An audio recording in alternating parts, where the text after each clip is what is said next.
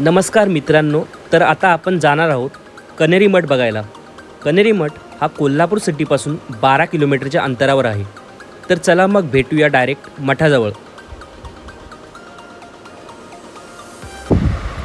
तर आता आपण कण्हेरी मठाच्या एंट्रन्स जवळ आलेलो आहोत। तर आता आपण तिकीट घेऊ आणि एंट्री करू आतमध्ये।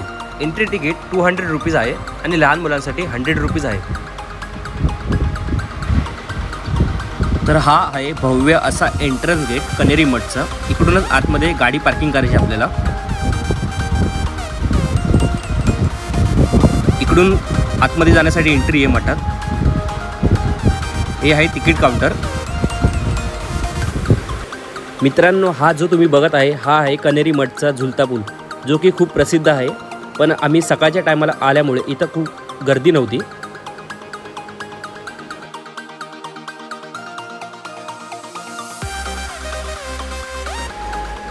तर कण्हेरी मठ ज्या गोष्टीसाठी प्रसिद्ध आहे ती गोष्ट म्हणजे प्राचीन शिवमंदिर आणि ग्रामजीवन म्युझियम। तर चला मग एंट्री करूया ग्रामजीवन म्युझियममध्ये।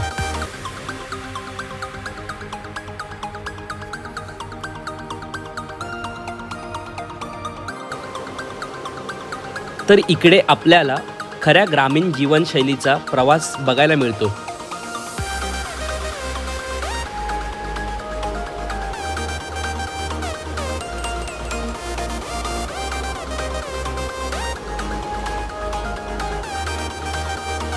धान्याची पेरणी करण्यापासून ते धान्य घरात येईपर्यंतची प्रत्येक प्रक्रिया आपल्याला या प्रतिकृतीमधून पाहायला मिळते। विहिरीवर पाणी भरणारी आणि कपडे धुणारी ही स्त्री, शेजारी काही पुरुषही पाणी भरतायत।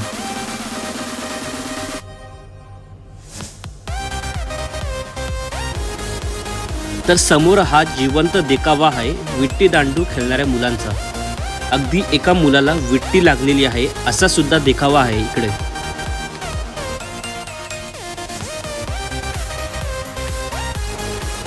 तर इकडे एक बाई चिंचेच्या झाडावरून चिंचा काढताना दिसत आहे। बाजूला आपल्याच धुंदीत गुरे चारणारा एक गुराखी मुलगा दिसतो। समोर आहे विश्रांती घेणारे यात्रेकरू। बाजूला त्यांची बैलगाडी सुद्धा सोडलेली आहे।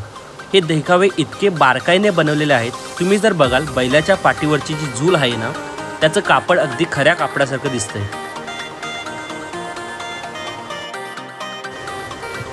तर इकडे आपल्याला वासुदेव घरी आल्याचे दृश्य पाहायला मिळते।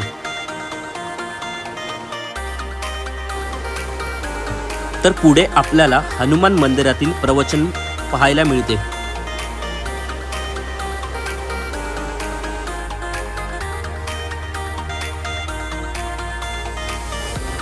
तर इकडे आपल्याला गारुड्याचे खेळ पाहायला मिळतात।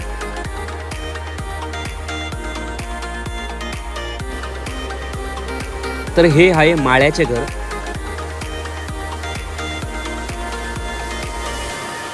पूर्वी बैलगाडीला लहान मुले असे खेळ खेळायचे, जे बघून मला गावची आठवण आली, कारण मी पण असा खेळ खेळलेलो आहे गावाला म्हणून।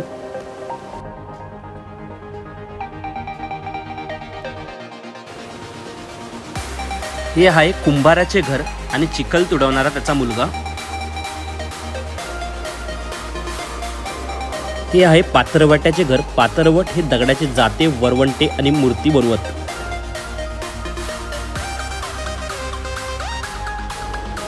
समोर गोट्यांचा डाव मांडलेला दिसतोय।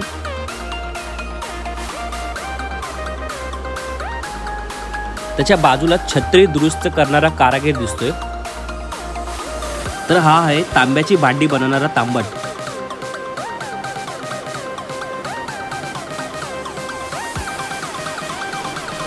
चपला बनवताना चांभार नवरा बायको।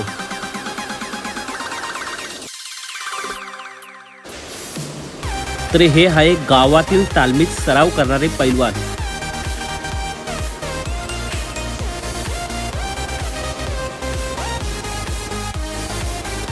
हे आहे शिंप्याचे घर।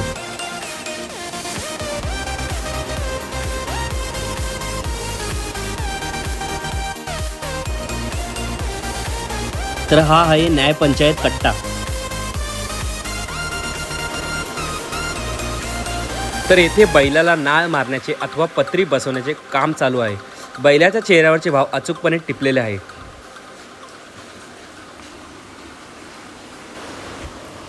तर येथे अगदी जुन्या काळातील गावात आल्यासारखा अनुभव येतो.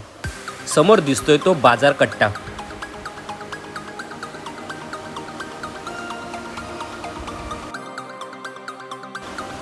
तर ही गावातील मंदिरात भरणारी शाळा.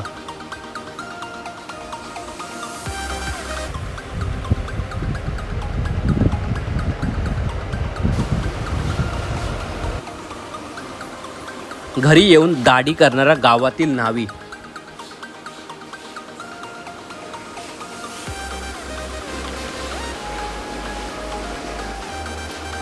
या आहे शेवया बनवणाऱ्या बाया. येथे देखाव्यामध्ये अगदी छोट्या छोट्या गोष्टी देखील काळजीपूर्वक ठेवल्या आहेत. उदाहरणार्थ भिंतीवर लावलेला फोटो, दारात काढलेली रांगोळी. तर हे आहे कोकणी घर.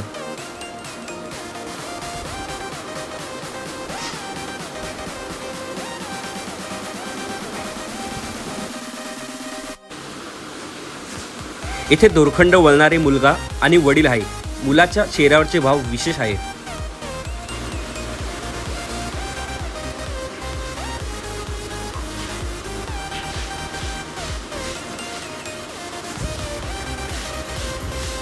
इथे लाकूड तोडताना दिसत आहे. तसेच पुढे लगोरीचा खेळ खेळताना मुले दिसत आहेत.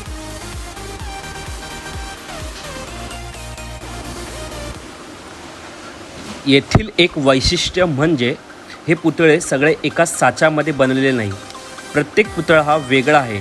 प्रत्येक पुतळ्याचे हावभाव आणि पेहराव वेगळा आहे. फक्त माणसाचा नाही तर जनावरसुद्धा वेगवेगळे बनवलेले आहेत.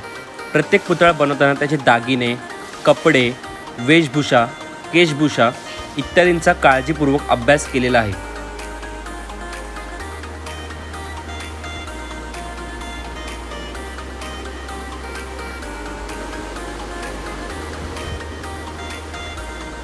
हा समोर आहे कुलकर्ण्यांचा वाडा.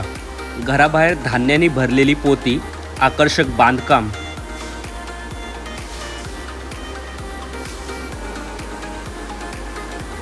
येथे बहुतेक गावात सणासुदीच्या काळात चालणारे कार्यक्रम आणि नृत्य दाखवलेले आहेत. अगदी उन्हातान्हात असूनही पुतळ्याचे रंग टिकून आहेत.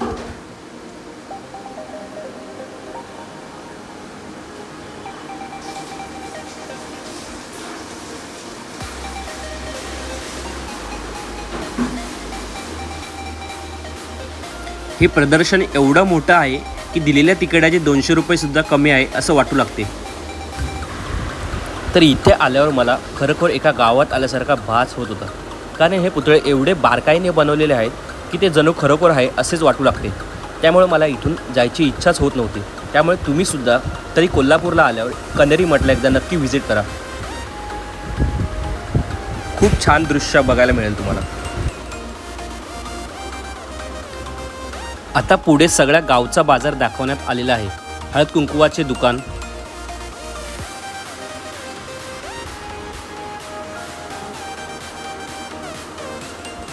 नारळाचे दुकान,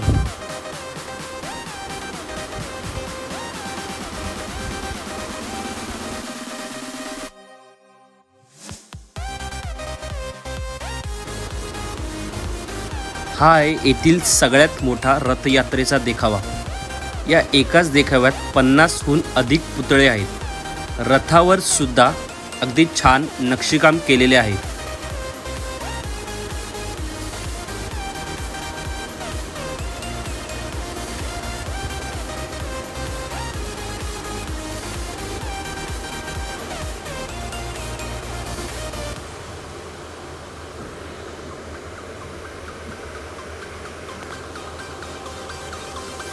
तर इकडे हे आहे जिलेबीचे दुकान.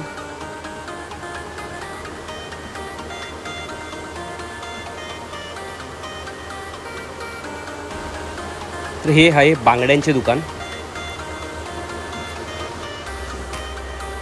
पितळ्याच्या भांड्यांचे दुकान.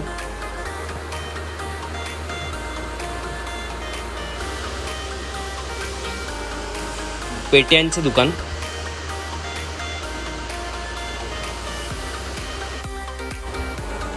मिठाईचं दुकान.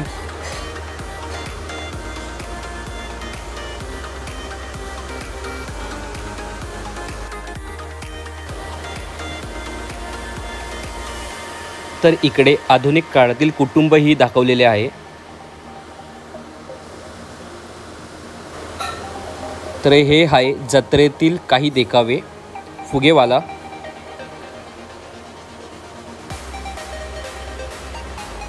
बासरीवाला, तर हा आहे बांगडीवाला. तसेच पुढे स्टेजचे काम चालू आहे.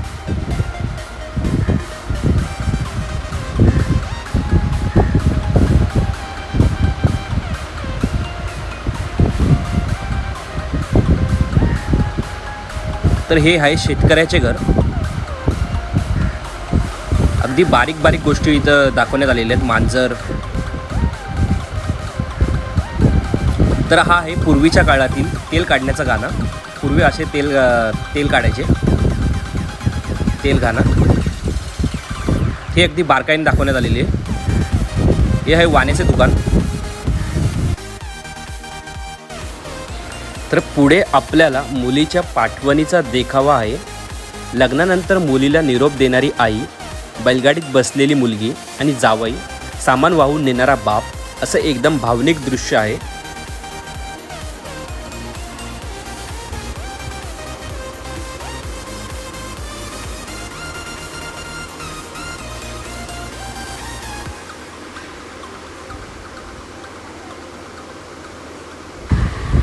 तर मित्रांनो, व्हिडिओला आपण आता इकडेच थांबूया आणि भेटूया नेक्स्ट व्हिडिओमध्ये. तोपर्यंत धन्यवाद.